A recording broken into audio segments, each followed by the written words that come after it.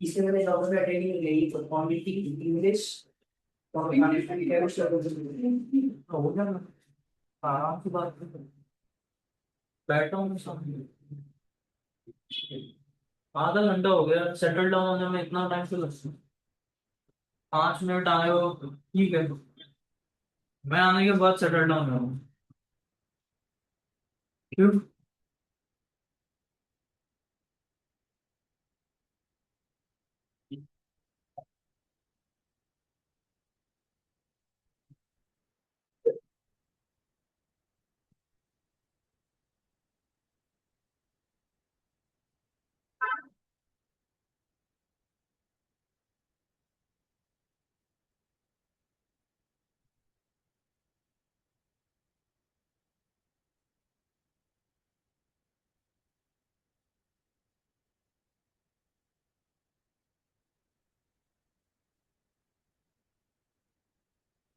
ठीक है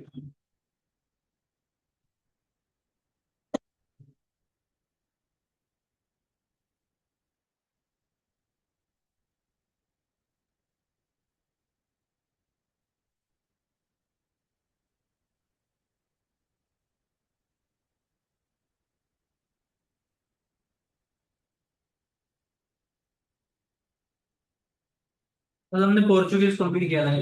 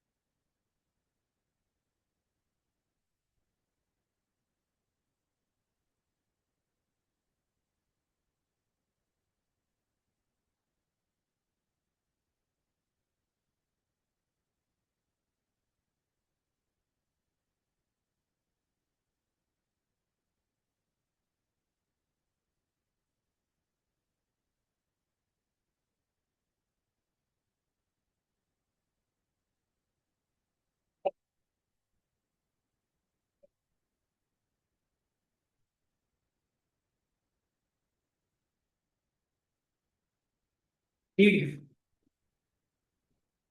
so we studied about the Portuguese coming to India. First of all, the very first Europeans to come to India were Portuguese. Who were the next Europeans to come to India? They were basically Dutch. Dutch मतलब कौन से country से आए हुए हैं? Netherland से आए हैं। So these are the people who are basically coming from both that is Netherlands. मैंने बोला था इनका कुछ और भी नाम होता है, क्या नाम होता है इनका? They were also called as basically Hollands, right? कभी हमने सीखा था। So Netherlands, यहाँ से आने वाले लोगों को Hollands लोग बोला जाता है। The very first person was उनका उसका नाम बैंथम कुछ ऐसा नाम था, लेकिन the very first Dutchman to basically come towards the east. अब ये लोग ऐसा नहीं है कि सिर्फ इंडिया की तरफ से आ रहे थे, they were actually coming towards the eastern part of the world. तो eastern part of the world में इंडिया एक कंट्री होता है, लेकिन इसके अलावा और कौन से कंट्रीज में लोग जा रहे थे? What do you guys think? What other countries they might be going towards the east of the world? India के इतने कैपेबल और कौन से कंट्रीज है रिसोर्सेज के मामले में? Indonesia is another country, yes. और तो बहुत सिंपल कंट्री है, इकोनॉमिकली इंडिया के इतना ही, इंडिया से थोड़ा। China is one of them, right? China is also one of them, जिसका ट्रेड बहुत अच्छा चलता था। चाइना इज द कंट्री जहाँ से राइस टी ये सब चीजों का बहुत ज्यादा एक्सपोर्ट होता था।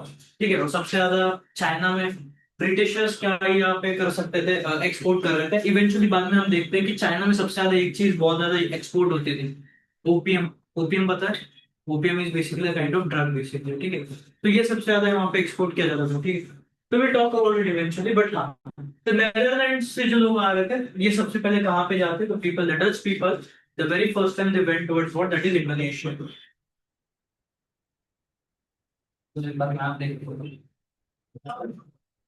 तुम्हारा मैपिंग मैपिंग फ्लेक्चर हुआ है यहाँ? मैपिंग का नहीं हुआ। ज्योग्राफी दोनों ने पढ़ा था। ज्योग्राफी किसने पढ़ा? दोनों ने पढ़ा था। तो शायद आखिरी आखिरी में कर रहा था।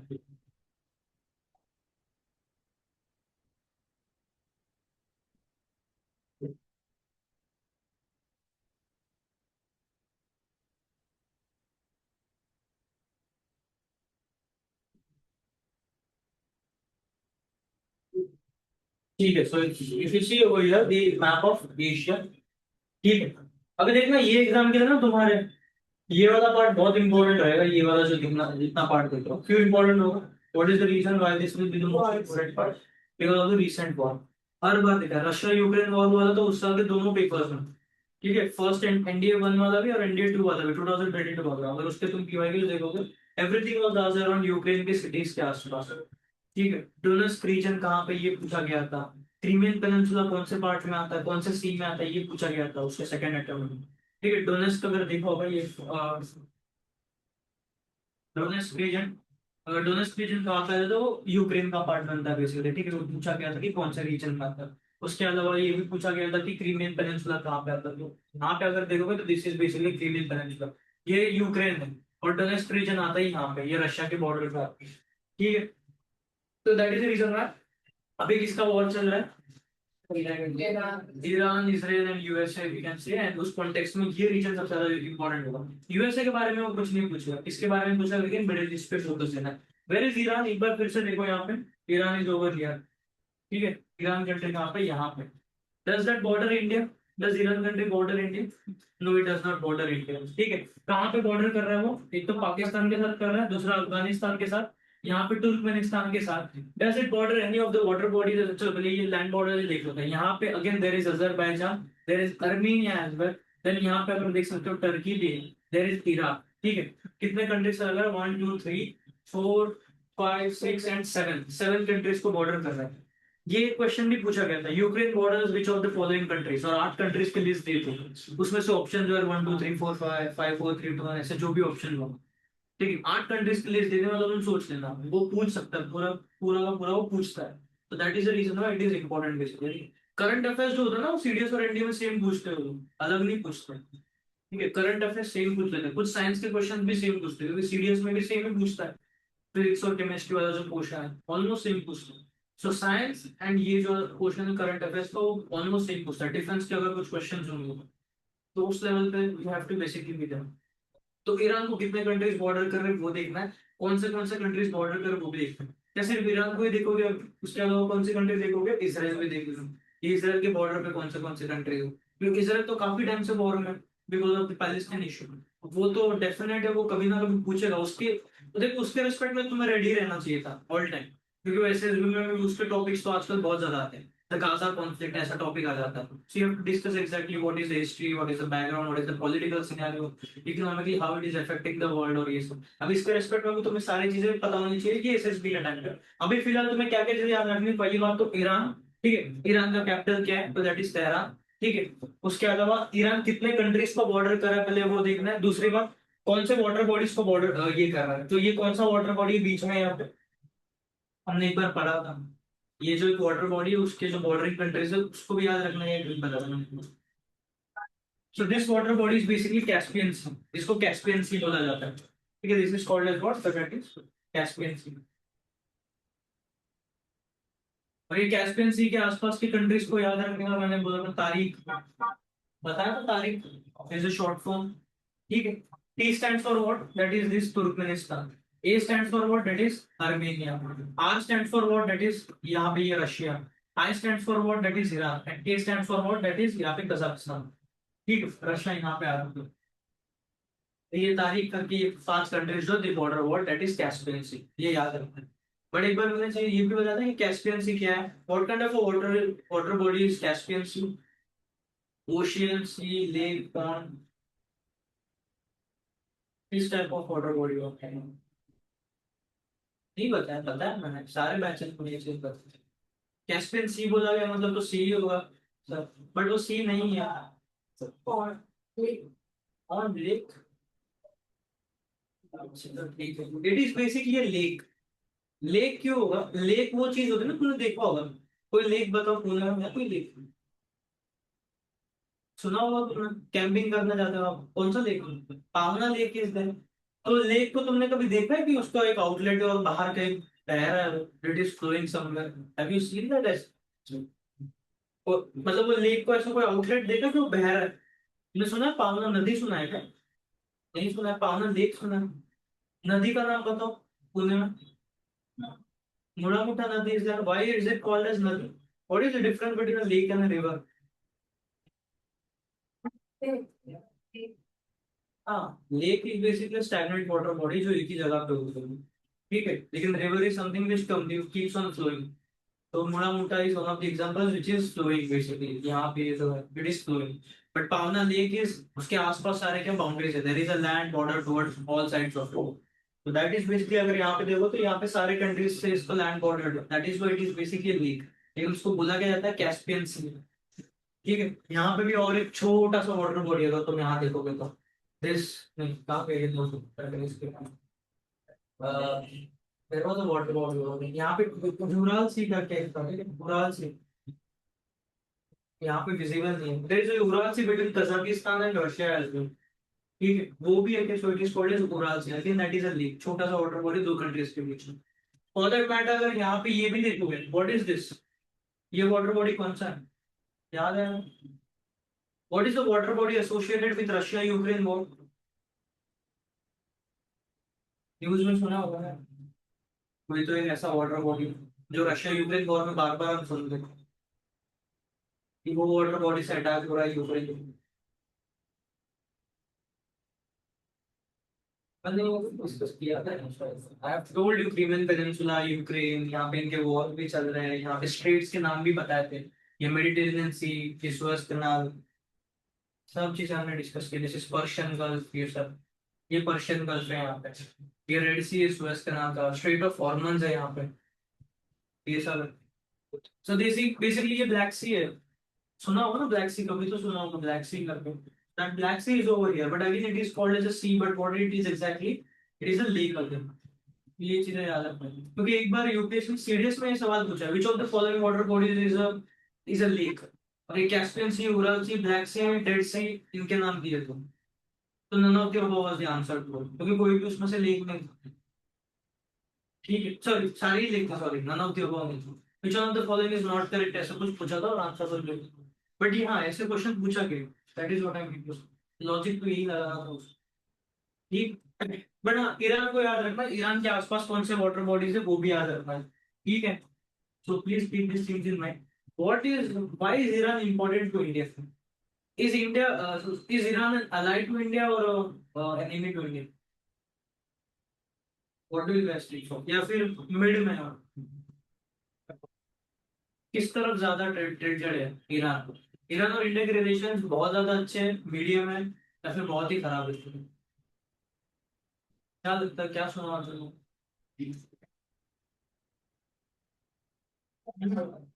अच्छे, किसी को और कुछ ओपिनियन? क्यों अच्छे? तो लोग कुछ भी नहीं पढ़ते हैं, न्यूज यूज कुछ नथिंग। मैंने कितनी बार बोला यार, मतलब कभी न्यूज पढ़ो, बी अपडेटेड, कुछ भी नहीं कर रहे तुम। और हमारा तो अटेम्प्ट्स पास में है, should be aware of a lot of things. I mean there is a batch which runs over here, NDP करके, वो लोग अभी 11th में ही हो बच्चे, वो लोग तो पढ़ रहे हैं, उनको मैं बताता हूँ तो they read रोज न्यूज़पेपर रोज लेके आते हैं, लोग पढ़ते हैं। And we discuss such kind of topics in their conference, so they are able to now at least speak up। मतलब ये उनके बैच में भी प्रॉब्लम था, तुम्हारे बैच में भी पहले प्रॉब्लम था, मैं पहले भी तुम्हें बोलता था कि पढ़ो, try to speak up, gain the confidence, क्योंकि एसएसबी में यही इंपॉर्टेंट। तो eventually those people started reading and started speaking up, तो अभी तो वो लोग एक्साइटेड होते हैं, सर ऐसे कुछ करंट अफेयर्स डिस्कस करो, हम भी कुछ चीज बता पाया। बता दो सही, तो बात की बात। यू हैव डन नथिंग, एक महीना छुट्टी था, कुछ भी नहीं किया। आई मीन कॉलेज का पढ़ाई कितना ही होता है, थोड़ा बहुत होगा। वो भी पास होना है तुम्हें, ऐसा कोई उसमें परसेंटेज कितने, 60 70 कुछ परसेंटेज लग रहा है शायद मेरी को एनडीए एग्जाम को, राइट? मिनिमम उतना ही है, 70 75 कुछ होगा। इसी का वो हम एनीवेज पढ़ रहे हो ना यहाँ पे, फिजिक्स केमिस्ट्री को सब।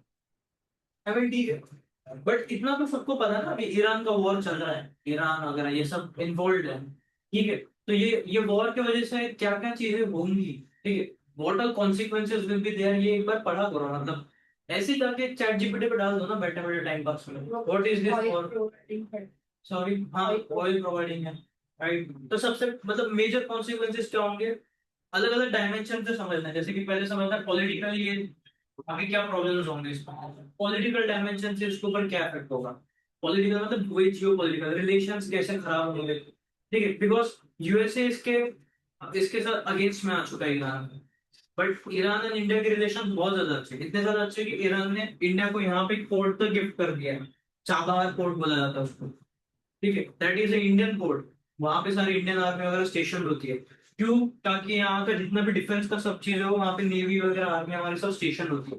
दूसरी चीज क्यों, क्योंकि यहाँ पे पाकिस्तान में यहाँ पे ग्वादर पोर्ट नाम का और एक पोर्ट है जो चाइना चाइना को दिया, पाकिस्तान ने चाइना को दिया, तो ईरान ने यहाँ पे इंडिया को ये पोर्ट देते हैं पास में, ठीक है, तो मतलब यहाँ की सारे एक्टिविटीज कंट्रोल में रख सको, so Iran is a really good friend of India, but again अभी बोल सकते हैं थोड़ा बहुत तो मीडियम लेवल पे आ चुका है, क्योंकि China is also investing a lot in Iran, उनसे मदद ले रहा है तो ग्रेट एक्सटेंट, बस पैसा है उनके पास, वो लोग पंप कर रहे हैं पैसा।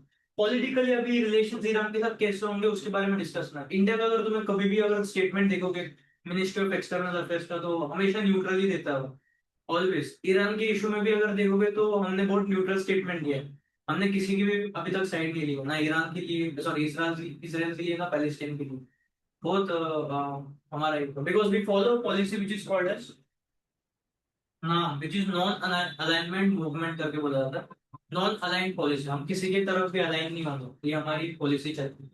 तो ये जब इंटरव्यूइंग ऑफिसर तुम्हें पूछेगा what is India stance with respect to Israel and Palestine issue, so as India follows the non-alignment movement policy, on that basis we are not aligned towards any such.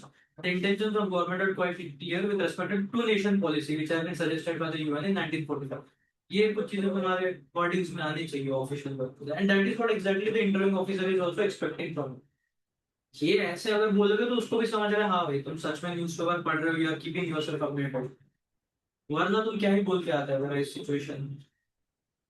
मैं क्या बोल रहा हूँ, तुम मतलब good enough, चलो तुम बाद में जाओगे एसएसबी के, पहले तुम्हारे पास टाइम है रिटर्न और उसके बीच में you go and read, but तब तब तुम्हारे पास बहुत ज्यादा लोडेड हो जाएगा ये सारे इन्फॉर्मेशन, ये तुम्हें अ, अभी जो मुद्दा चल रहा है ये मुद्दा तब शायद न्यूज़पेपर में ट्रेंडिंग नहीं होगा, ये तुम फर्निश नहीं कर पाओगे, लेकिन वो पूछ तक सब कुछ पूछेगा, वो रशिया यूक्रेन वॉर भी पूछेगा, बट तब शायद तुम्हारे एसएसबी के पहले वो न्यूज़पेपर में ना आ रहा हो, ठीक है, तो तुम्हें अलग से जाके पढ़ना पड़ेगा, you are keeping loads of information just before the SSB, और एसएसबी के पहले पर तुम डर जाओ, प्रिपरेशन में कुछ भी नहीं हुई, और वो डरते ही हो, तो इंटरव्यू के पहले वही डर लगता है कि कुछ भी प्रिपरेशन नहीं है, ठीक है, since day one if you are keeping yourself little bit aware of everything, तो तुम्हारा टेंशन बहुत कम होगा, ठीक है। इंटरव्यू में मैक्सिमम इंटरव्यू क्या पूछता है पता है, interview officer about your own life, 80% of the interview क्या होता है, तुम्हारा खुद के जिंदगी के बारे में ही पूछता है, लेकिन ये हार्डली जो 10% का इन्फॉर्मेशन जो तुम्हें नहीं पता ना यूज यूज के बारे में,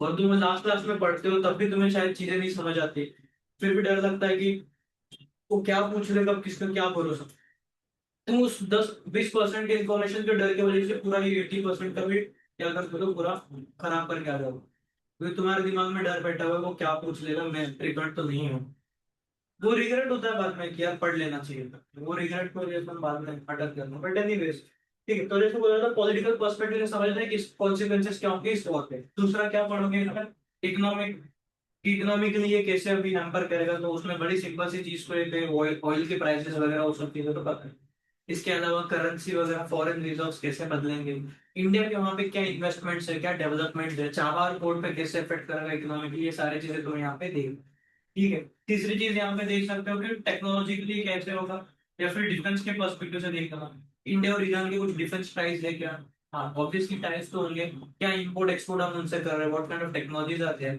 नॉट जस्ट ईरान बट ये सारी चीजें हमें इसराइल के पर्सपेक्टिव में भी समझे, ठीक है, इसराइल और इंडिया के रिलेशंस कैसे, what does India support with respect to, ये सारी चीजें तुम्हें समझना होगा, ठीक है। तो political economic technological defence perspective, इतने भी पर्सपेक्टिव्स पढ़ लिए, अगर कुछ कंट्रीज जैसे इसराइल जैसी कंट्री के साथ हमारा थोड़ा कल्चरल टाइज भी है, तो वो कल्चरल टाइज भी देख लेना, इसको बोला जाता है सॉफ्ट पावर डिप्लोमेसी बोलते हैं इसको, the word used is soft power diplomacy, क्योंकि एसएसबी में डायरेक्ट टॉपिक उसमें होता है, इंडिया सॉफ्ट पावर डिप्लोमेसी। तो what do you understand by India soft power diplomacy?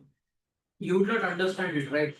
आप क्या ही बोलोगे इस टॉपिक पे when you not understand it? तो सॉफ्ट पावर डिप्लोमेसी मतलब, एक तो होता है hard power diplomacy. Hard power diplomacy मतलब डिप्लोमेटिक टाइज करना है on the basis of defence, defence and everything. Economic और डिफेंस के पॉलिसी से डायरेक्टली फ्री ट्रेड एग्रीमेंट्स या फिर डिफेंस इक्विपमेंट्स इंपोर्ट एक्सपोर्ट करना, that is hard, hard power policy. Soft power policies मतलब कल्चरल टाइज से पॉलिसीज मेंटेन करना, historical ties होना उस कंट्री से। जैसे कि फॉर एग्जांपल हम ये टाइज मेंटेन करते हैं भूटान के साथ।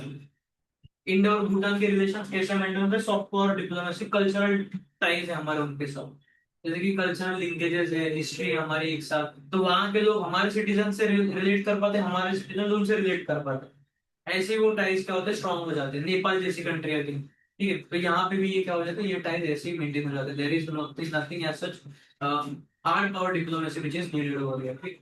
तो ये सब चीजों के बारे में थोड़ा बहुत पता किया, ठीक। ये टर्मिनोलॉजीज इंपॉर्टेंट है, the terminologies are basically used in defence के तुम्हारे इसमें। Do you guys, are you guys aware of the fact that कि तुम्हारे एसएसबी इंटरव्यू 5 दिन से 4 दिन पे आ गई? 5 दिन का हटा के उन्होंने अभी 4 दिन का इंटरव्यू कर दिया। तो तुम्हारा लास्ट मतलब फोर्थ डे पे ही तुम्हारा शाम को क्या हो जाएगा, कॉन्फ्रेंस हो जाएगा। फोर्थ डे पे तुम्हें छोड़ दिया जाएगा अभी। तो ये भी अलग चेंजेस हो चुके हैं, ठीक है। बहुत सारे चेंजेस हो रहे हैं रिसेंटली इन डिफेंस, बहुत सारे, मतलब अगर तुम्हारे लेवल पे अभी तक इतने चेंजेस ज्यादा नहीं हुए स्ट्रक्चरली, लेकिन हमारे जो ग्रेजुएट लेवल्स पे पहले होता था एनसीसी का जो एंट्री होता था एक, अगर तुमने एनसीसी किया तो डायरेक्टली जाओ एसएसबी देके आओ, ऐसे होता था। अब वो एनसीसी में भी उनको एनसीसी के कुछ ग्रेडिंग सिस्टम्स बनाए हैं उनका अलग से, एंड उन ग्रेडिंग सिस्टम्स के बेसिस पे you will be called up for your SSB interview. दूसरी चीज, पहले टेक्निकल एंट्री करके भी होता था, अभी भी ग्रेजुएट टेक्निकल एंट्री होता था, एग्जाम करती है उसका भी रिटर्न एग्जाम होता है। मतलब वो भी ऐसा था कि तुमने इंजीनियरिंग अगर किया तो तुम्हारे परसेंटेज के हिसाब से तुम्हें एसएसबी पे डायरेक्टली बुलाया जाता था। अब क्या हो चुका है उसमें भी, there is a written test which will be conducted by UPSC. तो बहुत स्ट्रक्चरल चेंजेस हो रहे हैं। तो प्रोबेबली क्या है, अभी एग्जाम थोड़ा और टफ हो सकते हैं एनडीए का भी। यूपीएससी भी बहुत ज्यादा रिफॉर्म्स कर रहा है उनके एग्जाम्स में, सारी एग्जाम्स में रिफॉर्म कर रहे हैं। बाय द वे तुमने रिसेंटली देखा होगा सीएससी का भी, जो ये रजिस्ट्रेशन का टाइम पीरियड था, काफी टाइम लिया था उन्होंने ये सब चीजें करने में, बहुत टाइम लिया था बेसिकली, ठीक है। So lot of things are happening, नया ही पूरा। तुमने भी देखा होगा, तुम्हारा फॉर्म भरते हो एनडीए का, आई गेस पूरा नया तुम्हारा प्रोफाइल वगैरह बनाना पड़ रहा था। आई मीन तुम लोग तो पहली बार भर रहे होंगे इसको। ऐसे यूपीएससी ने 4 बार किया है, हमने 4 बार अलग अलग प्रोफाइल बनाया यूपीएससी की website. That is because of various other other reasons, लेकिन but what ever it is, UPSC का एकदम थोड़ा और टफ होते जाएगा, ठीक। But toughness on the basis of what, वही ऑप्शन में वो ज्यादा अच्छे से खेलेगा। जो बेसिक कॉमन मिस्टेक्स जो बच्चे करते हैं वही देगा। What basically, how do you basically counter that is basically practice. जितना प्रैक्टिस करोगे, जितना तुम्हें उनके लूपहोल्स दिखेंगे कि यूपीएससी कहाँ पे तुम्हारे साथ, मतलब it can play around with the questions, वो तुम्हें अगर समझ आ गया तो you will be easily able to basically counter this question as well. ठीक है, as we were discussing about this east part of India, तो यहाँ पे हम डिस्कस करेंगे दिस पार्ट ऑफ इंडिया, तो ये नीचे का पार्ट है। As we have already talked about, the Dutch for the very first time came to which part of the East world, that was towards this Indonesia. अब again in this Indonesia क्या हमने discuss किया था कि यहाँ पे there is a certain kind of a passage, a very important water passage. What was that? एक तो वाटर पैसेज होता है, वो वाटर पैसेज को क्या बोलते हैं इन टोटालिटी? वो वाटर पैसेज को क्या बोलते हैं? छोटा सा पैसेज होता है दो लैंड्स के बीच में, हाँ, it is called as what, it is called it the strait. और यहाँ पे कौन सा स्ट्रेट है ये? It will talk about it. वो वर्ल्ड का 70% ऑफ द कार्गो, मतलब ट्रांसपोर्टेशन हैंडल करता है वहां का स्ट्रेट। वो स्ट्रेट अगर नहीं होता तो बहुत ज्यादा बड़ा घाटा होता। It handles almost 70% of the world's transportation and everything, shipping and it is called a strait of Malacca. I did talk about it, याद रखना मलक्का स्ट्रेट यहाँ पे इंडोनेशिया और मलेशिया के बीच में, ठीक है। तो यहाँ से शिप्स पास होती है कहाँ पे जाने के लिए, that is China and all this world, यहाँ का जितना भी जापान, चाइना, कोरिया वगैरह ये सब, ठीक है। ये सेमीकंडक्टर की इंडस्ट्री यहाँ पे सबसे बड़ी, Taiwan and everything very biggest, ठीक है। फॉर दैट मैटर ये वाला स्टेट बहुत इंपॉर्टेंट बनता है।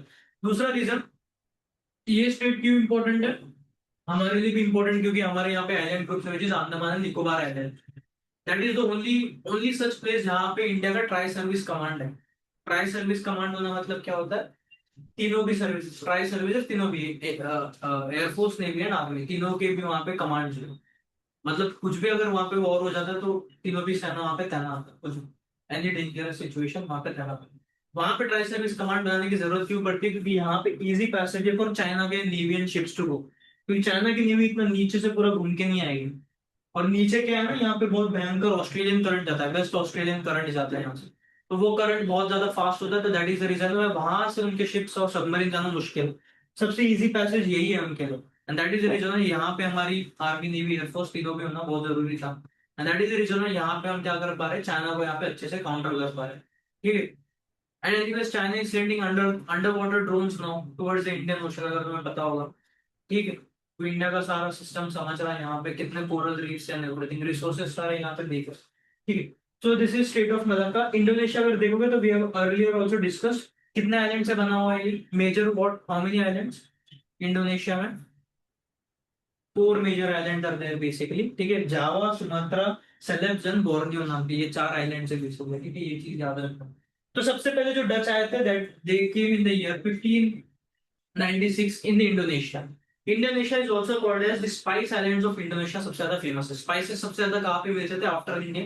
That was Indonesia. तो डच वहां पे जाके उनका सबसे पहले वहां पे क्या कर रहे थे, उनका झंडा गाड़ा। इसलिए अगर तुम देखोगे ना, डच में क्रिश्चियंस एंड इस्लाम ये दो ही रिलीजन सबसे ज्यादा है वहाँ। ठीक है, टू ऑफ द ओनली। अभी तो मैक्सिमम वहाँ पे इंडोनेशिया में there are Muslims only in Indonesia, maximum people are Muslims. वरना उसके पहले यहाँ पे सबसे ज्यादा क्रिश्चियन है, क्योंकि डच भी दो ही रीजन से आए थे, first was state, another was Christianity spread करने आए। तो अगर देखोगे तो डच सबसे पहले यहाँ पे आते हैं, बट 1605 में they come to where, that is India. बोलते हैं यार यहाँ पे तो ठीक है, लेकिन बहुत ज्यादा प्रॉफिट कहाँ पे कमा पा रहे, दैट इज टुवर्ड्स इंडिया। ठीक। अब पोर्चुगीज सबसे पहले कहाँ पे आए थे in India? Where did Portuguese come for the first time? Goa में आते हैं, कैलिकट में आए थे। Zamorin king, Zamorin everything. That was on the east side or on the west side of India? West side. That was on the west side, यहाँ पे थे। इन तो यहाँ पे डच यहाँ पे ऑलरेडी पहुंच चुके थे, तो बोले हम वेस्ट साइड पे नहीं जाएंगे, हमारे लिए पास तो यही चीज है, ईस्ट कोस्ट ही हमारे लिए पास। तो ये लोग सबसे पहले आते कौन सी coast? East coast. That they came in the year 1605। The place is Masulipatnam, जो आज के टाइम में मछलीपट्टनम बोला जाता है उसको। ठीक है। मछलीपट्टनम ही नाम था उसका पहले भी, लेकिन ये लोग को ढंग से बोलना नहीं आता था, तो वो लोग क्या बोलते थे, मसूलीपट्टनम। ये एब्रिविएशंस काफी सारे हो चुके हैं। अगर वही सेम चीज अगर हम देखेंगे, पुडुचेरी, पुडुचेरी का नाम क्या बन गया था? पौंडीचेरी, ये उन्होंने किया। ठीक है। सो ऐसे काफी सारे एब्रिविएशंस इन्होंने बदले गए। ठीक है, at that point of time. तो 1605 में for the very first time the Dutch people come to here, and Masulipatnam में सबसे पहली बार उनकी फैक्ट्री वो लोग सेटअप करते हैं। पोर्चुगीज ने सबसे पहली फैक्ट्री उनकी कहाँ सेटअप की थी? कोचिन में, यार वहीं पे की थी, कैलिकट में की थी उन्होंने सबसे पहले उनकी फैक्ट्री। ठीक है, they set up their factory in Calicut में। ठीक है। So Dutch come in the year 1605। कितने टाइम पीरियड के बाद आई ये? After the very first European, that is Portuguese, came to India. Portuguese कब आए? 1498। लेट्स से 1500 ईयर में वो लोग अच्छे से सब कुछ कर पा रहे थे। उसके ऑलमोस्ट कितने साल बाद ये लोग आए next European? almost 100 years, almost it took almost 100 years for another Europeans to come to India। लेकिन ये 100 साल तक फिर पोर्चुगीज ही मोनोपोली कर रहे थे ट्रेड की। फिर स्पाइसेस इंडिया से लेके आने का काम सिर्फ कौन कर रहे थे? पोर्चुगीज। तो यहाँ से 100 रुपए में खरीदते थे, वहां पे 600 रुपए में बेचते थे, ऐसा कुछ चल रहा था। बहुत प्रॉफिटेबल बिजनेस हो रहा था, बहुत पैसे कमा रहे थे Portuguese. But eventually why Portuguese started declining, हमने उनके कुछ रीजंस कल भी देखे थे। ठीक है, लोकल कॉन्फ्लिक्ट्स में भी वो बहुत ज्यादा फिर पार्टिसिपेट करना शुरू हो गए थे। ठीक है। And after 100 years now there is yet another European which is coming to India. ये 100 साल में फिर ये डच, ब्रिटिश, ये फ्रेंच, हम देखेंगे ये लोग भी क्या कर रहे थे, धीरे धीरे धीरे धीरे शिप बिल्डिंग कहाँ से सीख रहे थे? पोर्चुगीज से शिप बिल्डिंग सीख रहे थे। क्योंकि इंडिया आने के लिए सबसे बेसिक चीज क्या लगती है? शिप ही लगेगी। शिप, और शिप बनाने का आर्ट बस पोर्चुगीज को अच्छे से पता था, तो उनसे उन्होंने सीखना शुरू कर दिया। आज के टाइम में भी अगर इसलिए तुम देखोगे ना, तो the only countries who are really good at water and naval power are French. ये डेनमार्क वाले, डेनमार्क जो कंट्री है ना, डेनमार्क कंट्री, ये डेनमार्क कंट्री की इकोनॉमी इसी बेसिस पे चलती है कि आज को शिप बिल्डिंग का बड़े बड़े कंट्रीज के बड़े बड़े शिप्स यही लोग बना के देते हैं आज के टाइम पे। तो उनका जो ट्रेडिशनल काम है उसी बेसिस पे चलो। वो कंट्री को और किसी बेसिस पे उनका ऑक्यूपेशन ही नहीं चलता। वहां पे आधे से ज्यादा लोग क्या काम करते हैं? शिप बिल्डिंग, इतना ही उनका काम है। ठीक। तो that is basically what they did. ठीक है, यही इंपॉर्टेंट होता है सबसे पहली बार कब आया, पहली बार आया तो उन्होंने किसके साथ ट्रेड करना शुरू कर दिया था। ठीक है, ये कुछ बेसिक चीजें यहाँ पे इंपॉर्टेंट होती है with respect to this. Just give a heading about Dutch, right on Dutch, और लिख दो कौन से कंट्री से आया, राइट ऑन कौन से country, which country, Netherlands.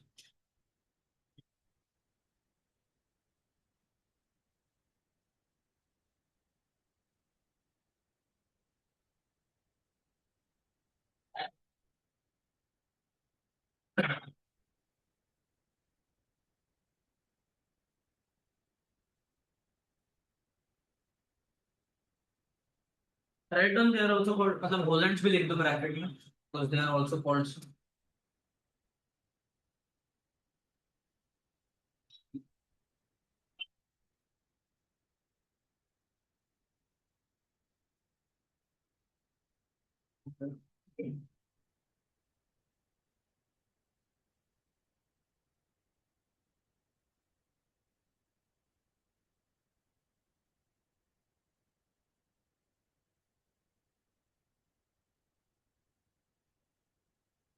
Right, 1596, 1596,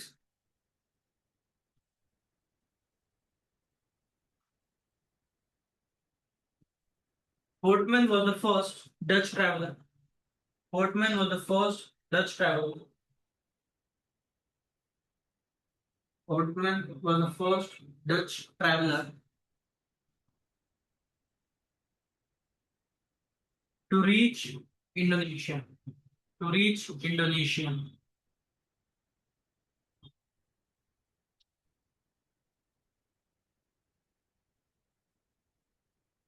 In 1602,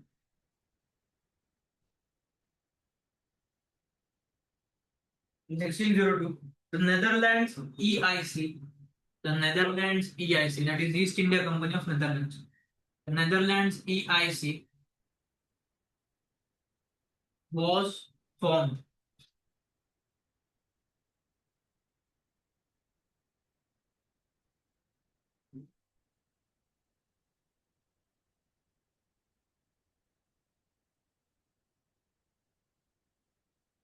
ठीक है, in 1605, in 1605,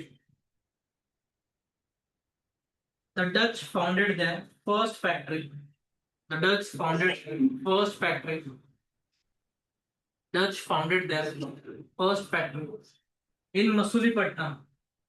In Masulipatam.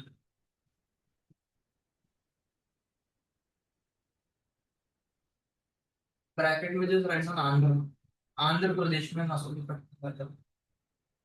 उस टाइम पे बस आंध्र स्टेट बोलते थे। It was the first state in India.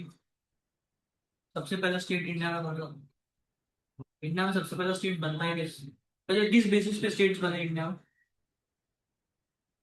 कोई धर्म के आधार पे बना, जाति के आधार पर बना, किस आधार पे इंडिया में स्टेट्स बने? लैंग्वेज है, very simple, linguistic reorganisation of states होता है कि लिंग्विस्टिक बेसिस पे रीऑर्गेनाइज किया स्टेट्स को। सबसे पहला स्टेट कौन सा था इंडिया में बनने वाला? कौन सा है, केरला?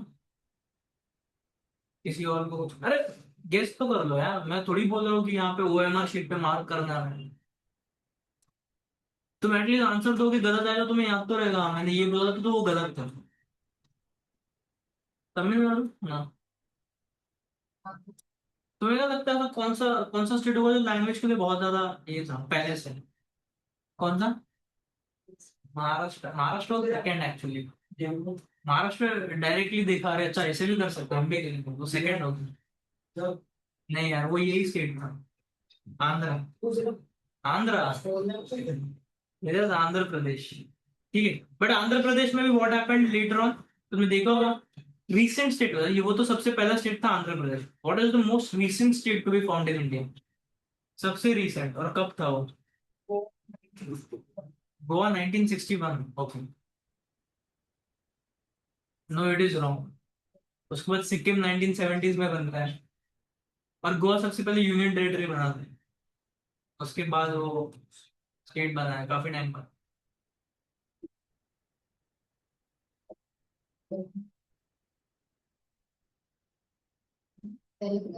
तेलंगाना कब बना है?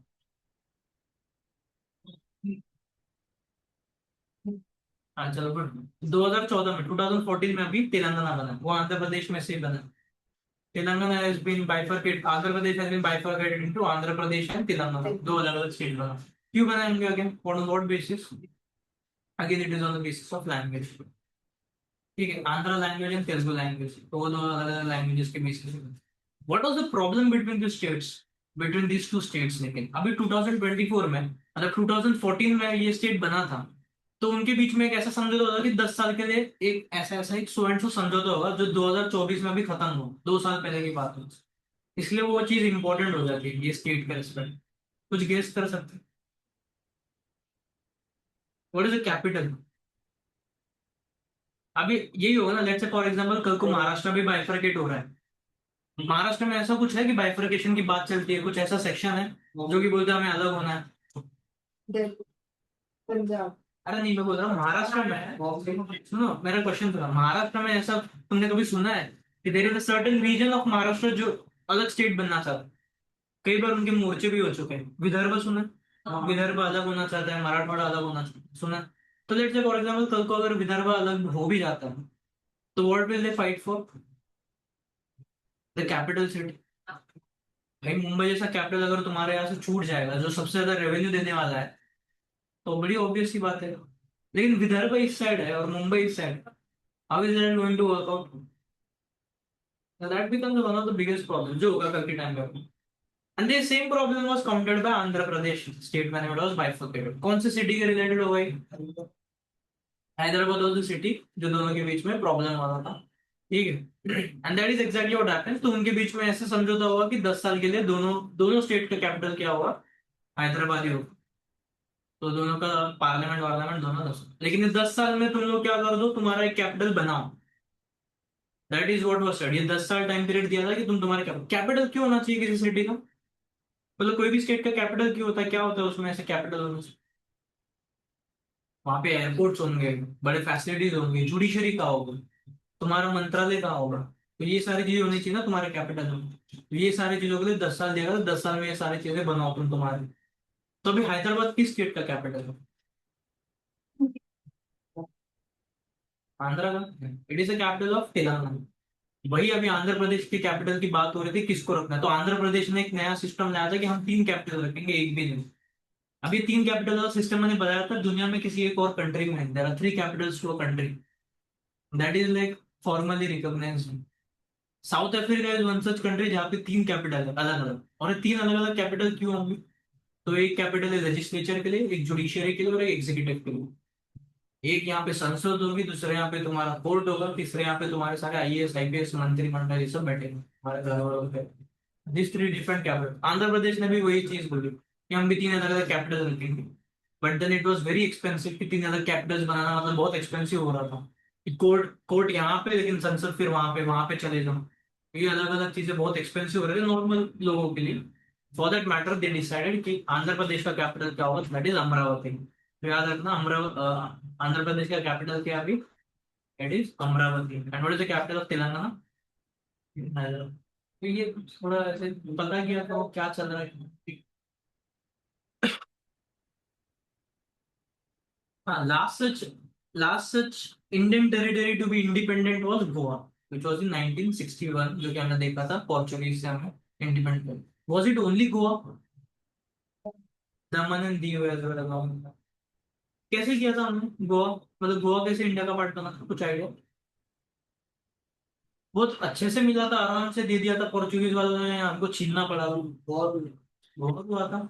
ऑपरेशन विजय ने उनका इंडियन आर्मी का ऑपरेशन करवाया था, पोर्चुगीज आर्मी के साथ लड़ी थी इंडियन आर्मी, तब जाके हमने क्या किया है, गोवा को एनेक्स किया। एनेक्सेशन ऑफ गोवा बोला जाता है इसका। ठीक है। What is the last statement अभी road? 1605 Dutch founded the first state. Okay.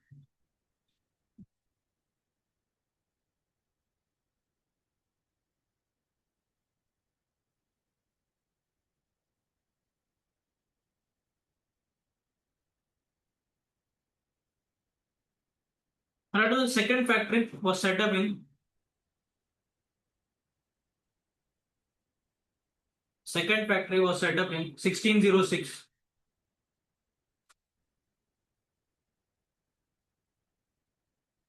at Nizampatnam. Nizampatnam. At Nizampatnam.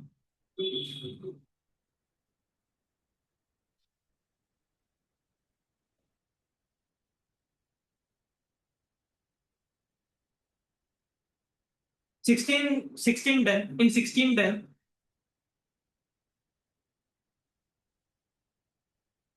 in 1610 Dutch treaty with Dutch treaty with Dutch treaty with the king of Chandragiri. The king of Chandragiri. Andhra Pradesh का ये king था, ठीक है. Dutch treaty with the king of Chandragiri established HQ at Pulicat. Established HQ at Pulicat. So what was the headquarters? That was Pulicat. यहाँ पे सबसे पहली बार write down here continue सी करेंगे. Here they minted their gold coins. Here they minted their gold coins. Here they minted their gold coins called pagodas. तो इनके gold coins को क्या बोला जाता है? Pagodas. Here they minted their gold coins called pagodas.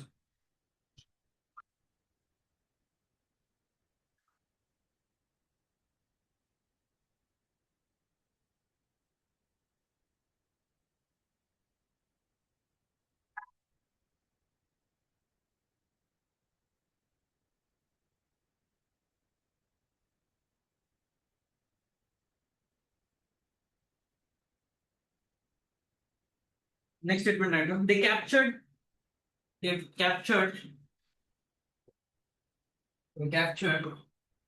Nagapatnam. They captured Nagapatnam near Madras. Nagapatnam near Madras from the Portuguese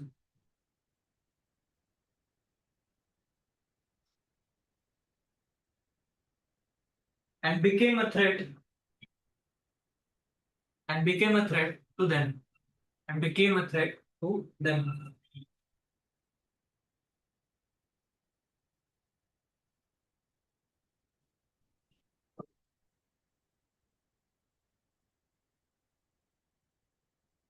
Okay, next statement right now.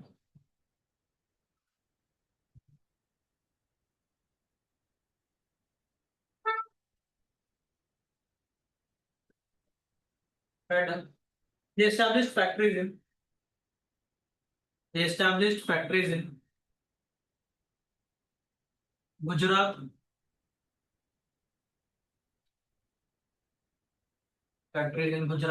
Madras,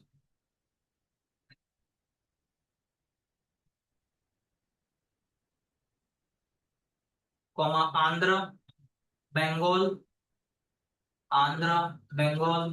UP and Bihar. Andhra, Bengal, UP and Bihar. Almost all of India they were covering now. धीरे धीरे कर. Andhra, Bengal, UP and Bihar. देखिए ये एक चीज UPSC ने भी पूछा था कि फैक्टर्स किसको बताता है. The word factor is associated with what. तो right done. The head of Dutch factories the head of Dutch factories the head of Dutch factories were called factors.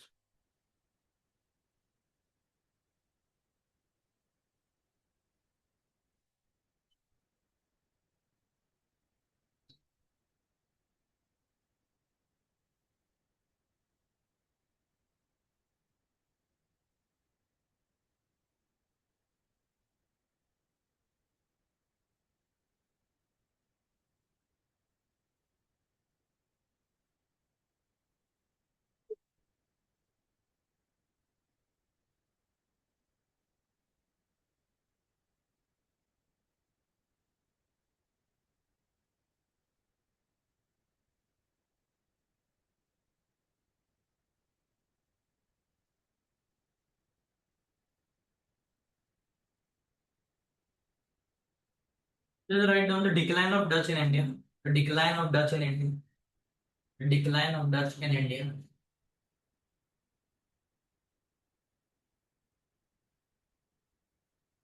Right, was in 1667. 1667.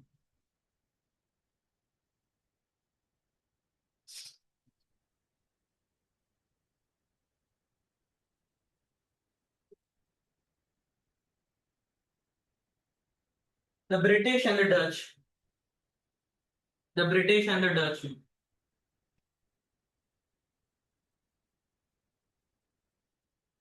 The British and the Dutch decided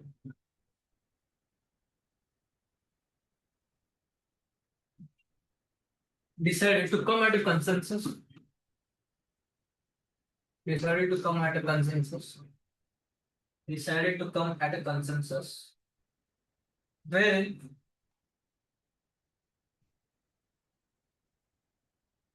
wherein the Dutch will retire from India. Wherein the Dutch will retire from India. Wherein the Dutch will retire from India and go back to Indonesia.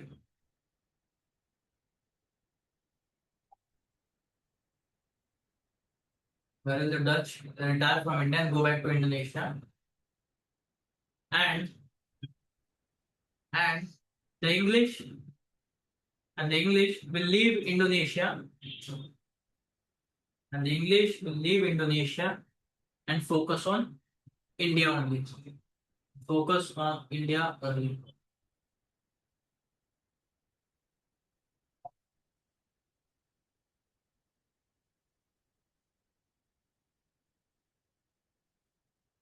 ठीक है.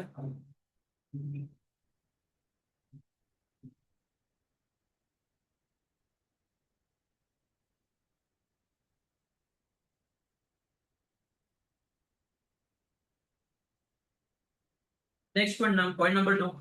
Decline के बारे में लिख रहे. Point number two. The Dutch main interest. The Dutch main interest was not in India. The Dutch main interest was not in India, but the Spice Islands of Indonesia. But the Spice Islands of Indonesia.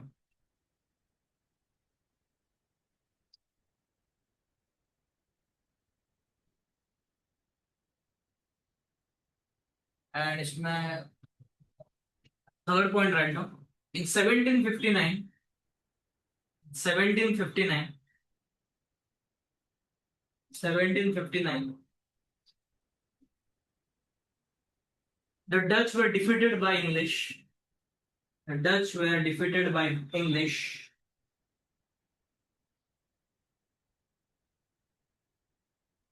in the Battle of Bedara. The Battle of Bedara. या फिर इसको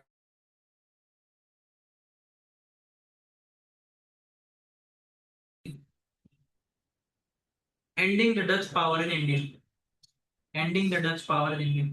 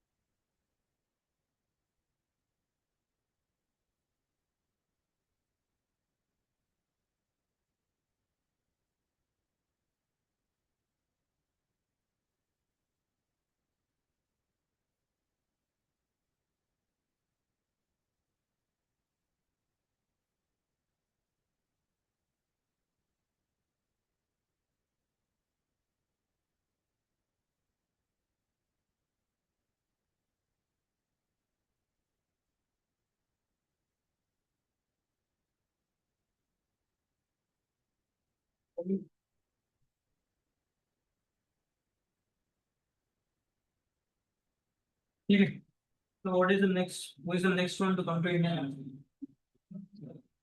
Now it is going to be the English. British ज्यादा English बोलने को prefer करते, क्यों ऐसा होगा?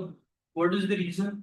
It is English and not British. यार आप फोन रख सकते, मतलब मैं बहुत टाइम से लिख रहा था, अभी रखो, अभी रखो, काफी टाइम से। कुछ तो चल रहा है ना। कौन सा? अभी तो बहुत अभी आता है। तुम लोग घर पे पता था कि तुम लोग अच्छा जा रहे हो प्रोजेक्ट्स में? मैं भी स्टेज में था इसमें। कल भी प्रोजेक्ट था, आज भी प्रोजेक्ट था।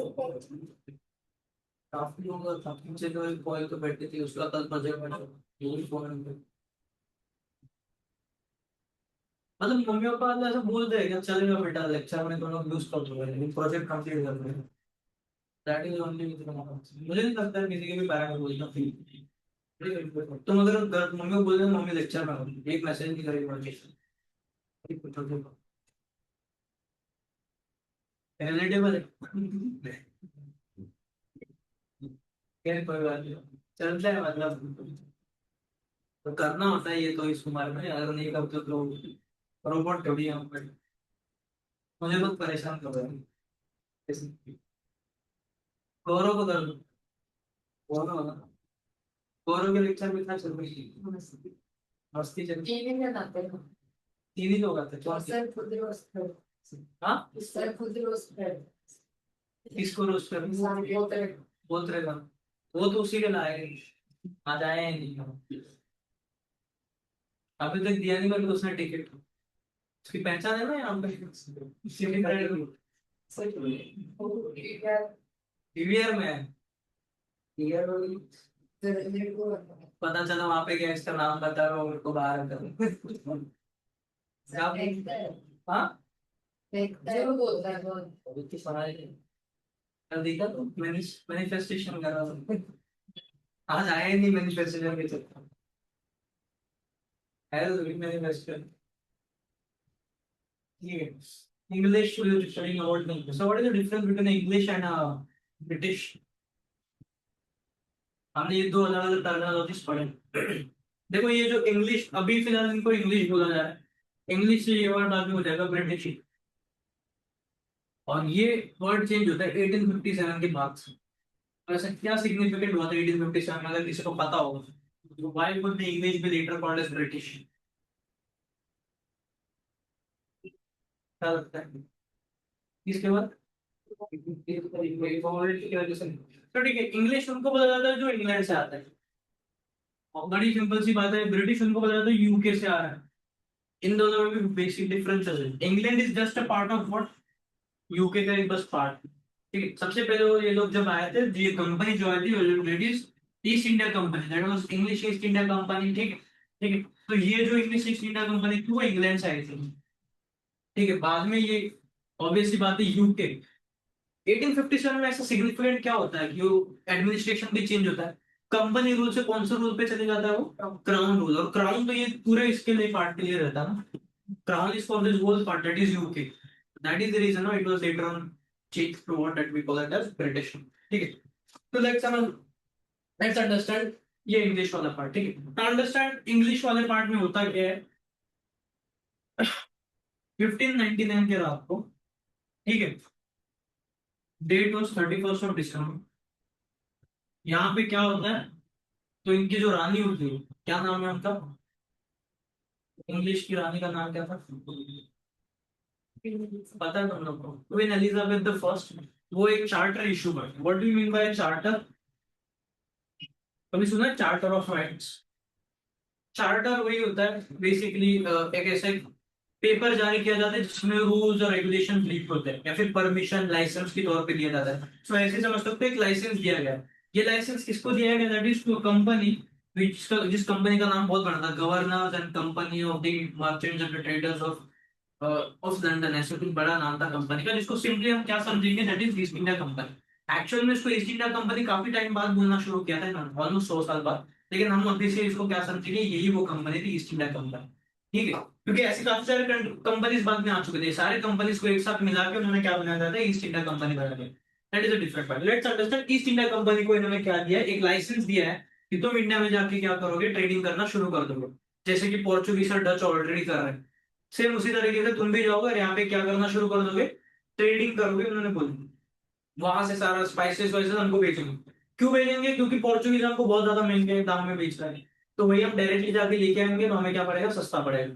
That is exactly what they basically wanted. सबसे पहले ये जो चार्टर दिया था, जो ये रूल, ये लाइसेंस दिया था, लाइसेंस मतलब परमिट दिया है ऐसा समझ लो। तो ये परमिट कितने टाइम पीरियड के लिए दिया था, दैट इज 15 साल।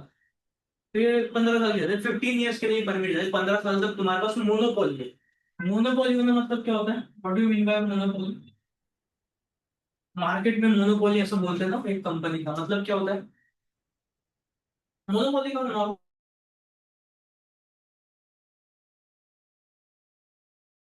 लेट्स से फॉर एग्जांपल अगर मैं बोलता हूँ, फॉर एग्जांपल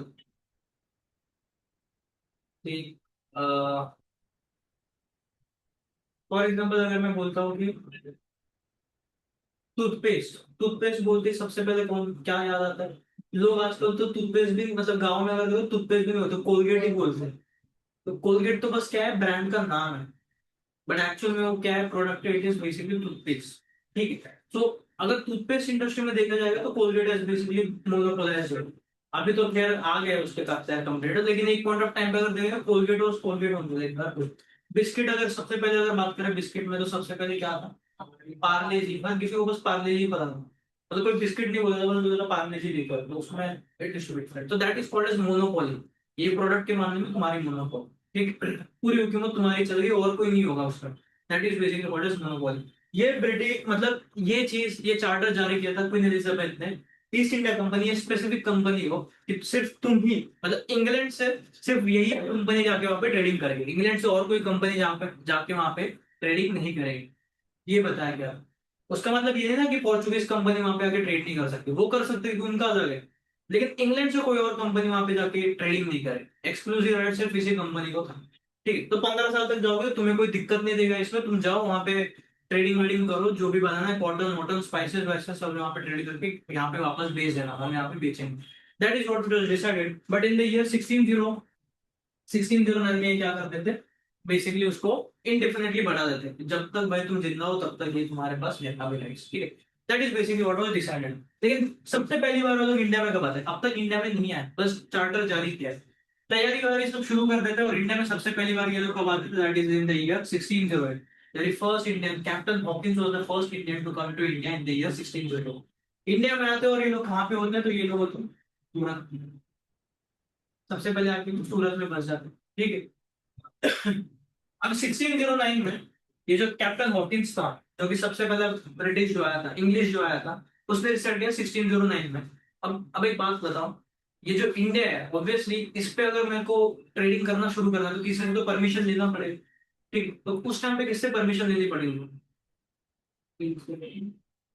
किससे, वहां के रूलर से। चलो ठीक है, तो ये इंडिया का रूलर कौन था उस टाइम पे, what do you consider ruler as at that point of time in India? 1609 की बात हो रही है, क्या पोर्चुगीज होंगे क्या, मुगल्स होंगे? चलो बड़े पोर्चुगीज तो नहीं, क्योंकि Portuguese is just another part, another piece in the puzzle which is also trading over there. और पोर्चुगीज भी तो अभी आए हैं, मतलब ऑलमोस्ट 100 साल हो गए, वो लोग रूल करने के लिए नहीं है, वो ट्रेडिंग करने के लिए है। तो रूलर तो कोई और है, ब्रॉड स्केल लेवल पे रूलर जो था दैट वाज मुगल्स। कौन सा मुगल है, कोई बता सकते हैं? थोड़ा मुश्किल है, तो दैट वाज जहांगीर। और जहांगीर का रूलर तो ये कहाँ बैठा रहता था, दिल्ली। अभी तक ये लोग दिल्ली नहीं, ये लोग आगरा में बैठते थे। दिल्ली काफी टाइम बाद शिफ्ट हो जाता है, शाहजहां के टाइम पे दिल्ली शिफ्टेड, लाल महल शाहजहां बना। ठीक है, तो ये जहांगीर आगरा में बैठता था। 1609 में captain Hawkins decides to go in the court of god that is Jahangir and ask him if he could give them the permission to set up a factory at what that is Surat. Surat में factory setup करने के permission नहीं जाता।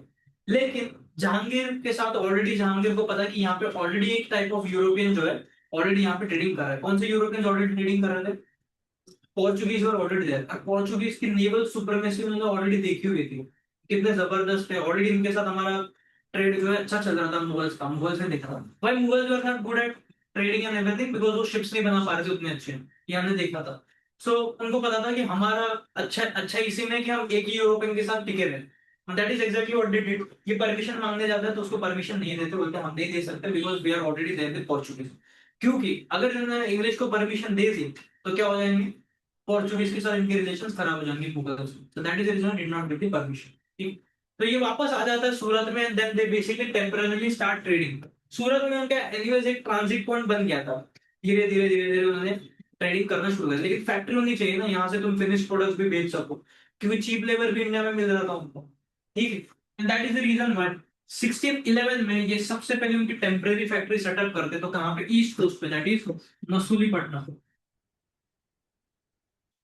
ठीक है।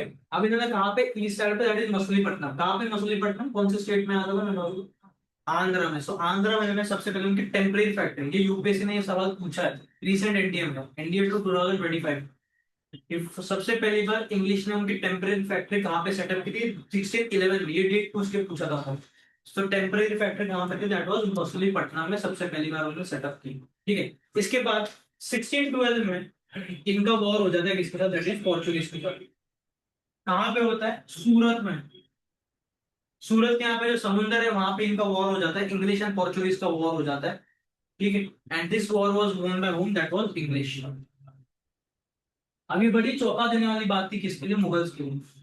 भाई अभी अब तक तो हमें बस इतना ही पता था कि पोर्चुगीज बहुत सुप्रीम है नेवल पावर में, बहुत जबरदस्त है, मतलब इतने तगड़े हैं कि उनको कोई हरा नहीं सकता। उनकी trading tactics and everything was so amazing, defensive tactics. लेकिन अभी ये नया कौन ऐसा मतलब महाशय आ चुका है कि जिसने पोर्चुगीज को तक हराया है, तो वो लोग भी डर गए। अब इनसे तो पंगा हम भी नहीं ले सकते, मुगल्स को समझ गया था वो। And that is why by being impressed by this war, by victory in this war by the English, 1613 में सबसे पहली फैक्ट्री लोग सेटअप करते कहां पे, सूरत। सूरत was the very first permanent factory to be set up by the English in 1613 after impressing Jahangir in this war against Portuguese। ठीक है। Second factory कहां पे सेटअप की थी ये भी पूछ ले, सेकंड फैक्ट्री कहां पे थी, तो यही मसूलीपट्टनम उनकी सेकंड फैक्ट्री बन जाती, परमानेंट फैक्ट्री। जो टेम्पररी थी वो परमानेंट बन जाती। And that is how basically they are able to now consolidate their position in India. तो धीरे धीरे इंग्लिश और पोर्चुगीज ये दो यूरोपियन इंडिया में अभी उनकी पोजीशन जमाना शुरू कर सकते। बट पोर्चुगीज के हमने देखे थे उनके कुछ अलग रीजंस थे जिसके बेसिस पे वो लोग एलिमिनेट होना धीरे धीरे शुरू हो चुके हैं, क्योंकि उनके लिए ब्राजील भी आ चुका था अभी। ठीक है। ये सारे उनके कुछ ना कुछ रीजन होते थे। इसके बाद हम देखेंगे 1632 में गोलकोंडा रीजन हमने देखा था, फिर से आंध्र प्रदेश वाला जो रीजन है, वहां पे गोलकोंडा नाम का किंगडम था, वहां का एक सुल्तान था। इसने इनको क्या कर दिया था, उसने यहाँ पे गोल्डन फरमान जारी कर दिया था। गोल्डन फरमान जारी करना मतलब they gave him for trading privileges, या फिर ट्रेडिंग राइट बोल सकते हैं। ट्रेडिंग के राइट दिए थे इनको। ठीक है। ऑन द बेसिस ऑफ, मतलब वहां के जो गोलकोंडा के जो पोर्ट्स होंगे ना, यहाँ पे तुम तुम्हारे शिप्स लगा के ट्रेडिंग करना शुरू कर दो। लेकिन उसके बदले में इनको क्या करना था, दैट वाज 500 पगोडास। हमने देखा था पगोडास क्या था, गोल्ड कॉइन होते हैं, ये 500 गोल्ड कॉइन्स देने साल भर के लिए, तुम ये पोर्ट्स को यूज कर सकते हो। बोले ठीक है यार, अच्छी बात है। तो अब मुझे एक बात बताओ, left side of the port, left side of the coast पे इनके पास क्या क्या ट्रेडिंग सेंटर्स है अभी। Surat is there one of the strong port. And east side of the port पे मसूलीपट्टनम है, ये भी एक गोलकोंडा के सारे पोर्ट्स। ठीक है। ये दोनों यहाँ पे मतलब वेस्ट और ईस्ट कोस्ट दोनों भी इनके पास अभी आ चुके हैं। इसके अलावा अगर हम देखेंगे तो 1667 में, 1667 या डेट को ज्यादा था। ठीक है। यहाँ पे और एक बहुत जबरदस्त सिनेरियो होता है, नॉट 1667 कोई और डेट। ठीक है। इनके पास और एक बहुत जबरदस्त जगह आ जाती है। हमने देखा था दहेज के तौर पे दिया गया था बॉम्बे। किसने दिया था वो, पोर्चुगीज ने दिया था इंग्लिश को। सो इनके पास बॉम्बे में है। अभी वेस्टर्न कोस्ट पे इनके पास सूरत के साथ और क्या आ गए, अगेन बॉम्बे है आल्सो कम। सो इस लाइन पे इनकी पोजीशन स्ट्रांग हो रही थी, और राइट साइड पे भी ईस्ट कोस्ट पे भी इनकी पोजीशन ऐसे धीरे धीरे स्ट्रांग हो रही थी। ठीक है। ऐसे करते करते इन्होंने इनकी पोजीशन स्ट्रांग करना शुरू कर दिया था। एक और चीज थी जो 1715 में, the year is 1715, the last major Mughal emperor was in the year 1707, जो कि लास्ट मुगल एम्परर जो अगर देखा मेजर मुगल एम्परर कौन सा था, इट वाज औरंगजेब। औरंगजेब 1707 में उसकी डेथ हो जाती। उसके बाद मुगल रूलर जो आते थे वो वीक थे, लेकिन उसमें से एक जो मुगल रूलर था दैट वाज फारूक सियार। फारूक सियार ने भी यहाँ पे क्या किया, तो that is he gave trading privileges to the English in Bengal, Bihar and Orissa. ये तीन रीजन पे इन्होंने क्या दिया इसको, तो ट्रेडिंग प्रिविलेज दिए थे बंगाल, बिहार एंड उड़ीसा। तो ये ऑलमोस्ट पूरा ईस्टर्न रीजन जो है इनके पास ऑलमोस्ट पूरा आ चुका है। एंड इन्होंने क्या किया ना, इंग्लिश ने यही रीजन का बहुत ज्यादा फायदा किया है। और यहाँ पे उन्होंने सबसे ज्यादा क्या उगाना शुरू किया था, इंडिगो, एंड दूसरी चीज वही ओपियम। फोर्सफुली ये दो चीजें बहुत ज्यादा उगाने बोलते हैं। ठीक है, फोर्सफुल। इंडिगो क्या था, किस लिए लगता था? Indigo was used for what? Dyeing of clothes, कपड़ों को कलर देना। मतलब वो नेचुरल ऐसा एक प्लांट उगता है जिस इंडिगो जैसे ही दिखता है, इंडिगो कलर देखा होगा ना, वैसे दिखता है। उसको क्या करना है तुम्हें, उसके लीव्स निकाल के पानी में भिगोने, रात में अगर भिगोगे तो उसको क्या है, पानी का कलर ही अपने आप इंडिगो कलर हो जाएगा। अब उसमें जब तुम साड़ियाँ सफेद कलर के वगैरह उसमें डालोगे, एंड जब उसको मतलब काफी टाइम तो उसमें सोक करने के बाद एक दिन के लिए अगर सुखाओगे ना, तो उसके ऊपर एक शाइनी सा फिनिश आता था, नेचुरल कलर मिलता था। It was a very rich colour which use to get, और ये कलर बहुत ज्यादा फेमस था कहाँ पे, यूरोप में। तो वो फैब्रिक की वैल्यू बहुत ज्यादा थी यूरोप। तो ये लोग यही कपड़ा यहाँ से डाई वाई करके कहाँ पे लेने जाते थे, यूरोप में, और महंगे दाम में वहाँ पे बिके जाते थे। That is the reason they used to forcefully plant make people plant what, indigo. ठीक है। बट इवेंचुअली होना क्या शुरू किया, इंडिगो पे ना जो टैक्स था वो बहुत ज्यादा मिलता था इनको। इंडिगो उगा रहे, इंडिगो से प्रॉफिट भी ज्यादा मिल रहा था, तो प्रॉफिट ज्यादा तो क्या होगा, उसके कंपैरिजन में टैक्स भी ज्यादा होगा। इंडियंस के हाथ में पैसा ज्यादा नहीं होना चाहिए। 200 रुपए अगर 100 रुपए अगर नॉर्मल क्रॉप पे मिल रहा है, लेकिन इंडिगो पे 200 मिल रहा है, और टैक्स उस हिसाब से ये लोग ज्यादा ही लगाते थे। तो ये लोग जो यहाँ पे टैक्स कलेक्टर होते थे, वो लोग भी क्या करते थे, पैसा ज्यादा अच्छे से कमा पाते थे यहाँ। ठीक है, लेकिन इवेंचुअली क्या हो गया ना, यूरोप में एक नया ऑल्टरनेटिव डाई आ गया था, विच वॉज जर्मन डाई, जो कि केमिकली साइंटिफिकली उन्होंने एक डाई बना लिया था, वो भी सेम चीज अभी कर रहा है जो इंडिया से मिल रहा है। तो लोग उसी उसी के ऊपर शिफ्ट हो गए, तो इंडिगो अभी कोई खरीद नहीं रहा। लेकिन इंडिया में ब्रिटिशर्स ने फिर भी फोर्सफुली क्या करके रखा था, ये इंडिगो पे अभी भी टैक्स उतना ही रखा है, जबकि इनका बिक भी नहीं रहा है, प्रॉफिट ही नहीं हो रहा है, फिर भी इनके ऊपर से टैक्स लिया जाता है। दैट इज द रीजन हम बाद में देखते हैं इंडिगो रिवॉर्ड्स होते हैं जिसमें गांधी जी भी लगते हैं। ठीक है, हमने देखा, बाद में मॉडर्न हिस्ट्री में हम देखेंगे, वो तो आगे जाके चंपारण वाला एक सिनेरियो हम देखेंगे, very first Satyagraha that Gandhi ji basically for, हम देखेंगे। तो ये उसी के कुछ रिपरक्यूशंस। और दूसरी जो सबसे इंपॉर्टेंट चीज जो यहाँ पे ये लोग हुआ था, that was opium. Opium was basically kind of that is drug. ठीक है, और ये सबसे ज्यादा कहाँ पे बिकता था, दैट वाज इन चाइना। सबसे ज्यादा ट्रेड चाइना में हो रहा। लेजिट उस टाइम पे चाइना के एम्परर ने इसको पूरा कंप्लीटली बैन कर दिया था, बिकॉज लोग क्या करते थे, दिन भर नशा ही करते थे और बैठे रहते थे, दिन भर नशा करके बैठे रहते थे। ठीक है। अब नॉर्मल दाम में है ना, अगर नॉर्मली अगर लीगलाइज है तो उसमें फिर भी नॉर्मल दाम पे बेची जाती है ये चीज। अब जब गवर्नमेंट ने वहां के किंग एम्परर ने ये चीज बैन कर दी है, तो नॉर्मल पोर्ट्स पे तो डायरेक्टली नहीं पहुंचता, तो क्या करना पड़ेगा, स्मगलिंग करना पड़ेगा। और स्मगलिंग में क्या होता है, दाम डबल हो जाता है, इससे उनको ज्यादा प्रॉफिट होना शुरू होता है। दूसरी इंपॉर्टेंट चीज ये देखी, दे पर्पसफुली वांटेड कि चाइना में ये चीज एक्सपोर्ट करे ही करें। क्यों? क्योंकि चाइनीज एम्पायर जो था बहुत ज्यादा बढ़ रहा था, एक्सट्रीम लेवल पे वो बढ़ रहा था, इकोनॉमी उनकी एक्सपांड हो रही थी, even more than what the British empire was doing. तो that is the reason I did not wanted China to prosper. इसलिए वो चाहते थे कि जितना ओपीएम हमें यहाँ पे इनके डाल सकते हैं, इनके कंट्री में ज्यादा डंप कर सकते हैं, उतना बेटर रहेगा, कि इनकी इकोनॉमी ज्यादा ग्रो ना कर पाए। मतलब आधी ज्यादा पॉपुलेशन इनकी नशे में पड़े, कुछ काम नहीं करते थे, बेटर है तो नशा तो ठीक।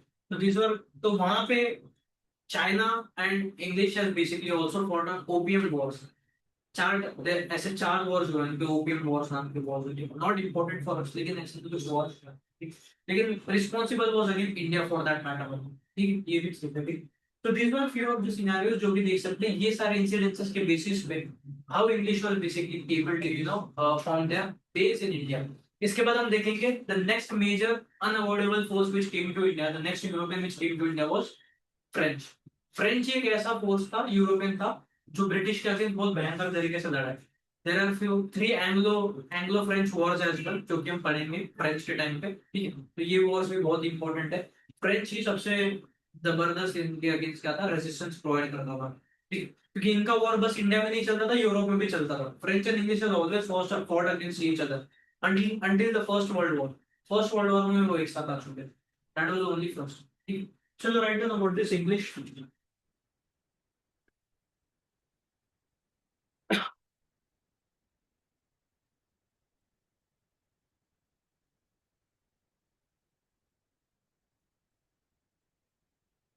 Write down 1600। 1600।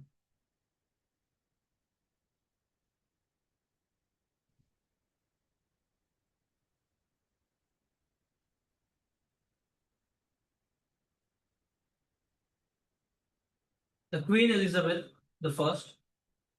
Queen Elizabeth the First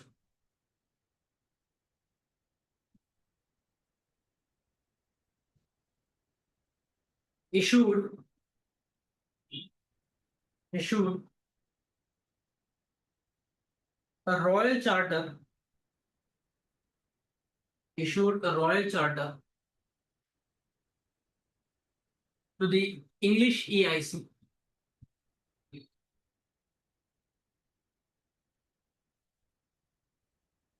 which gave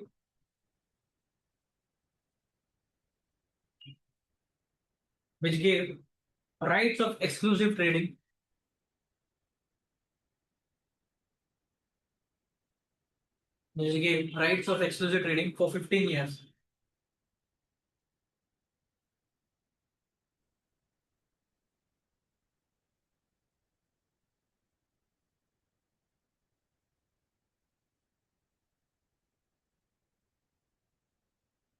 In 1608, in 1608, 1608, Captain Hawkins, Captain Hawkins, in 1608, Captain Hawkins was the first Indian, sorry, first English, was the first English,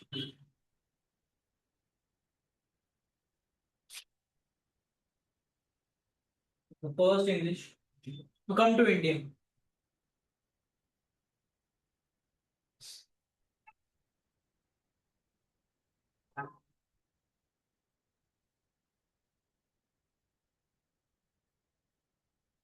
ये हॉकिंस भी बड़ा मतलब मजेदार आदमी था इसने ही was well trained in Persian Arabic languages ताकि ऑलरेडी तैयार था कि अगर जहांगीर से बात करना पड़े तो ये लैंग्वेजेस में बात करूंगा जिससे वो इम्प्रेस हो जाएगा ठीक है but he did not impress in this right on he could speak Turkish and Persian language he could speak Turkish and Persian language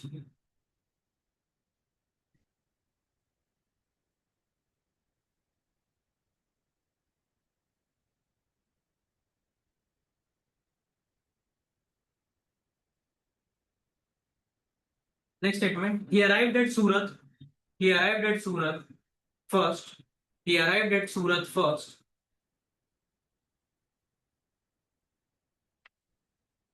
he arrived at Surat first and then went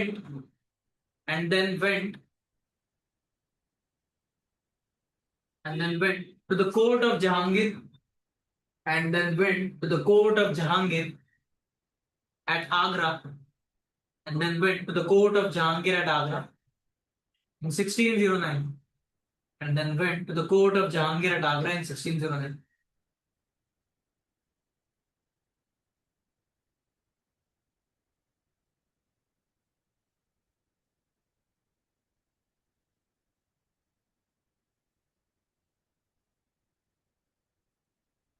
Jahangir did not approve. Jahangir did not approve. For English, Jahangir did not approve for English. Jahangir did not approve for English to set up factories at Surat.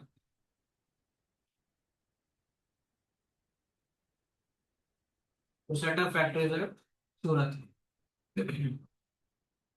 In 1611,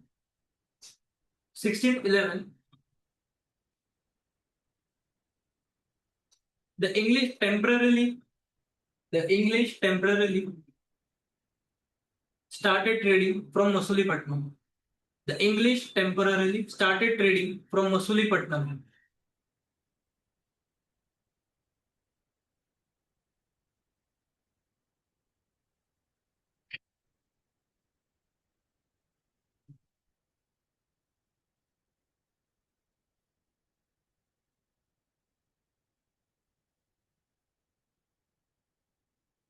In 1612, next statement, in 1612,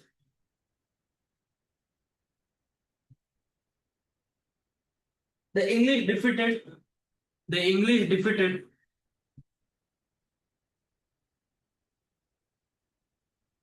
the English defeated the Portuguese. The English defeated the Portuguese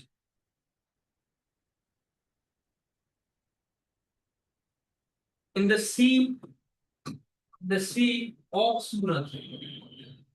C of Surat है, मतलब सी of सूरत, सूरत से कुछ दूरी पे जो sea, the sea of Surat.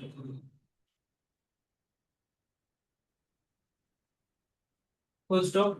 This impress Jahangir, this impress Jahangir and allowed the English, this impressed Jahangir and allowed the English to set up factories. This impressed Jahangir and allowed the English to set up factories. Right, in 1613, in 1613, English set up the first permanent factory at Surat.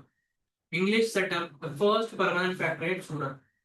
1613, the English set up the first permanent factory at Surat.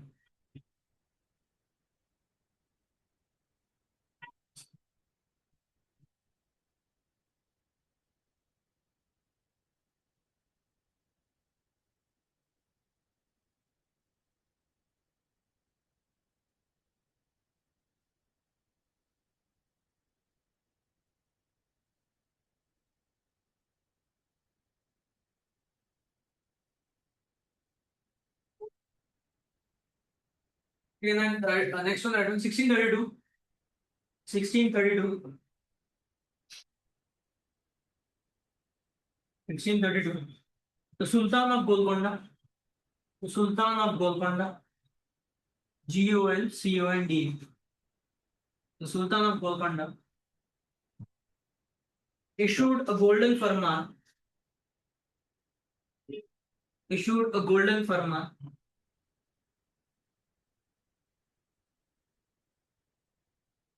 golden farman, which granted, which granted English,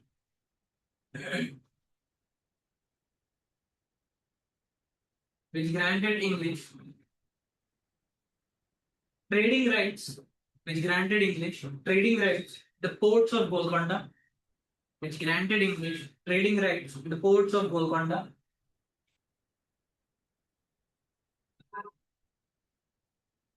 which granted English trading rights, the ports of Golconda, the ports of Golconda, on an annual payment of, on an annual payment of, on an annual payment of 500 pagodas, on an annual payment of 500 pagodas.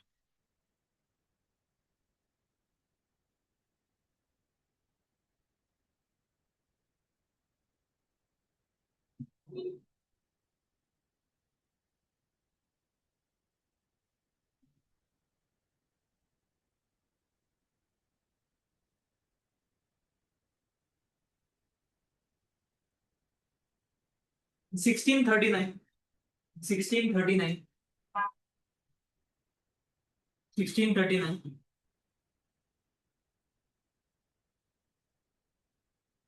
The English, the English built a fortified factory. The English built a fortified factory at Madras. The English built a fortified factory at Madras, named named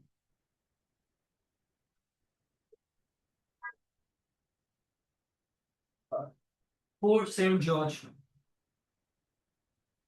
named Fort Saint George, which became the HQ in South India, which became the HQ in South India.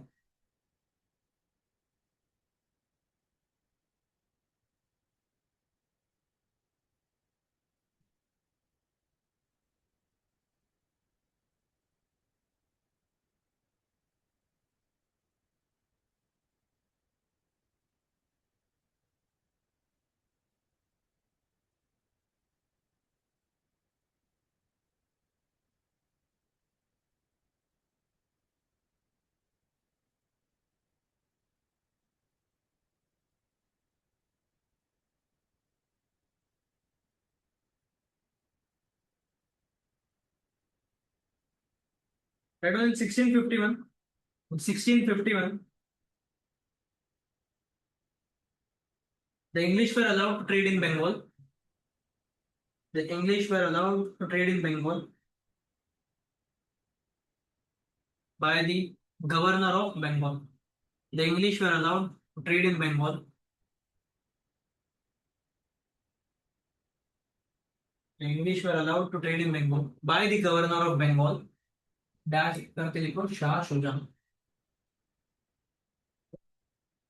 Shah Shuja. This is the second son of Shah Jahan.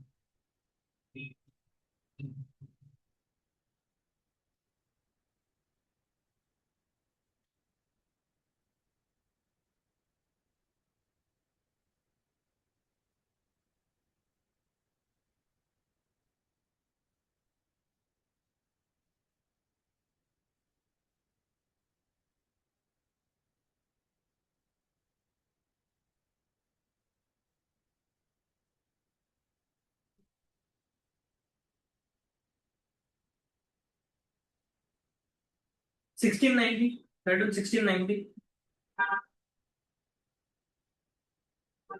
1690. Just write down. Fort Saint David. Fort Saint David. Fort Saint David. बस इतना ही लिखो. 1690 में fort Saint David था और एक fortified settlement था. And just write down 1700 में fort Williams. 1700 में फोर्ट विलियम्स.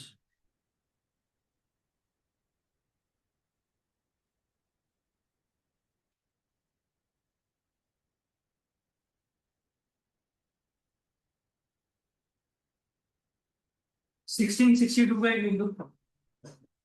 1662 में Bombay was given as a dowry to the English king. Bombay was given as a dowry to the English king. Bombay was given as a dowry to the English king.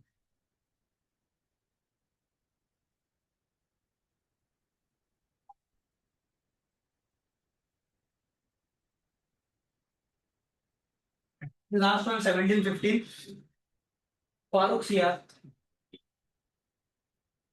1715. Farooq सियार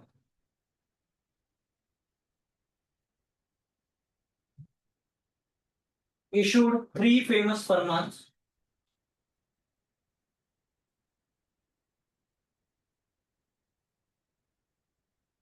Farooq Siyar issued three famous farmans known as the Magna Carta of the company. Magna Carta. Known as the Magna Carta of the company, which gave trading privileges in Bengal, Gujarat, and Hyderabad. Which gave trading privileges in Bengal, Gujarat, and Hyderabad. Bengal. Which gave trading privileges in Bengal, Gujarat, and Hyderabad.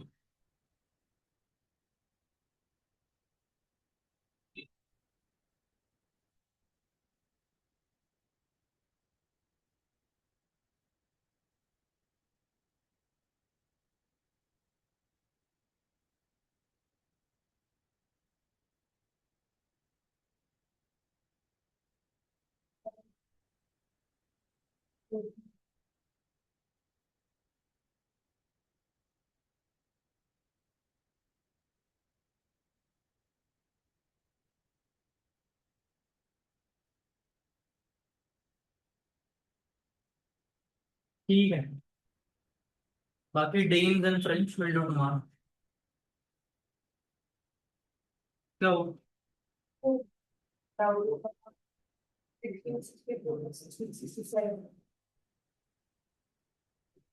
62 में शादी हुई थी and 67 में English king gave it to East India Company. मतलब as a dowry वो क्या हुआ, Portuguese से इंग्लिश किंग के पास आई थी 62 में. शादी 62 में तो as a dowry it came to English king. तो इंग्लिश किंग ने सोचा यार करूँ तो क्या करोगे इसका, खुद रख के क्या करेगा ना, वो तो इंग्लैंड में बैठा है. तो ही डिसाइडेड कि ये मैं किसको दूंगा, ईस्ट इंडिया कंपनी जो यहाँ पे ट्रेड कर रही थी. Give it to East India Company. उनसे वो कुछ रेंट लेता था साल भर का, तो तुम लोग ये ट्रेडिंग के नाम पे यूज कर लो, मुझे दे दो. Dates are not important. Time frame बस इम्पोर्टेंट कि इस टाइम अराउंड ये हुआ, हम बस लीनियर्स देख रहे हैं कि इसके बाद क्या क्या हुआ था, टेस्ला ने पोजीशन जमाई हो, ठीक है। चलो दैट इज इट फॉर